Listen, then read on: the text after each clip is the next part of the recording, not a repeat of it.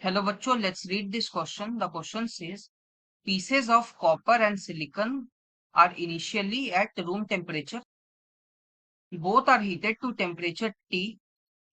Then the conductivity of A both increases, B both decreases, C copper increases, silicon decreases, D copper decreases, silicon increases. So इस question में हमारा की concept होगा resistance.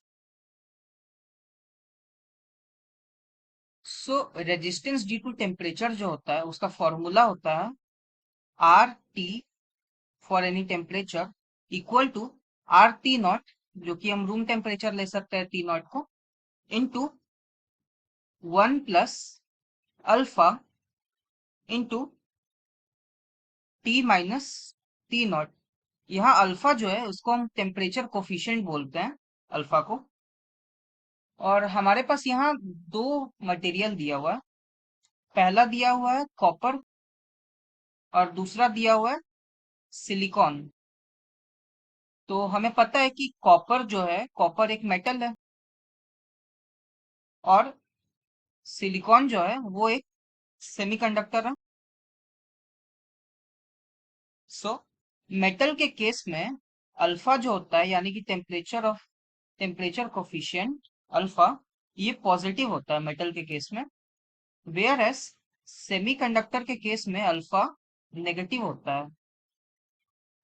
So negative positive alpha में अगर temperature बढ़ाते जाएंगे तो रेजिस्टेंस इंक्रीज करेगा एंड नेगेटिव में डिक्रीज करेगा.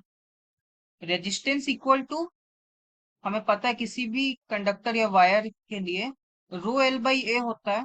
रो क्या होता है? रेजिस्टिविटी होता है. सो रेजिस्टेंस डायरेक्टली प्रोपोर्शनल होता है रेजिस्टिविटी के. तो रेजिस्टेंस बढ़ेगा तो रेजिस्टिविटी भी बढ़ेगा, रेजिस्टिविटी बढ़ेगा. एंड रेजिस्टिविटी है जो, ये हमें पता है ये इनवर्सली प्रोपोर्शनल होता है कंडक्टिविटी के.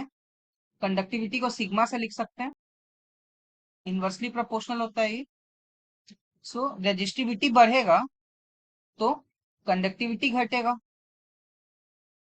एंड यहाँ पे रेजिस्टिविटी यहाँ पे घटेगा, बढ़ेगा नहीं सेमीकंडक्टर के केस में.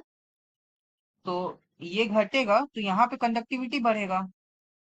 ऑप्शन में मैच करते हैं तो कॉपर का decreases and silicon increases. Option D correct answer है.